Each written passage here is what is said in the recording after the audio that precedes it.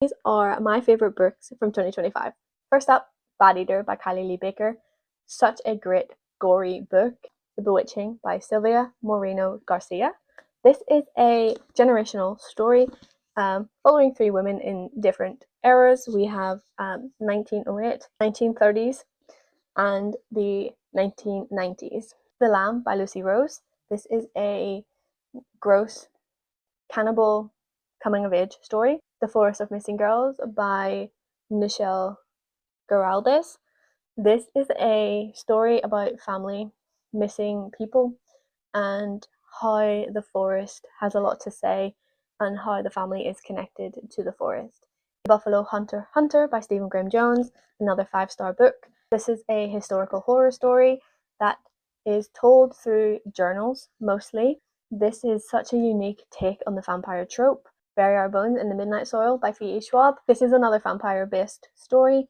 We are following one timeline in the 1500s in Spain, then the 1800s in London, and then 2019 in Boston. They have all different themes, they all interconnect, and it is a beautiful prose and such an incredible story. Little Eve by Catriona Ward. This is a beautiful gothic cult story that is, I would say, a recommended read if you're into gothic horror stories. This is a twisty and dark thriller with horrific elements. Highly recommend. Notes on an Execution. This is a dark story following a serial killer who is on death row on his last 12 hours, and it's basically told through the perspective of three different women who are affected by him. Nestlings by Nat Cassidy. This is a take on the vampire trope again. It mixes Rosemary's Baby with Salem's Lot. It is so dark and gothic in style.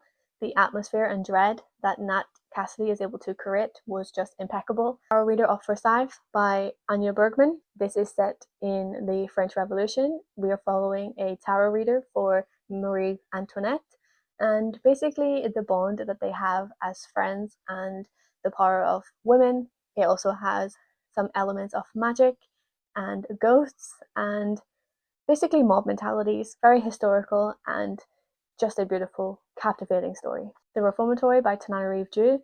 This again is another historical horror. This is set in the 1950s. This is an emotive read. I loved my time reading this. It was, I think, a required reading because of the social commentary in this. Finally, we have Starve Acre by Andrew Michael Hurley. This is a dark folk story set in the countryside in the English moors. It's basically a grief story. There you have it. Those are my favourite reads from 2025. Let me know what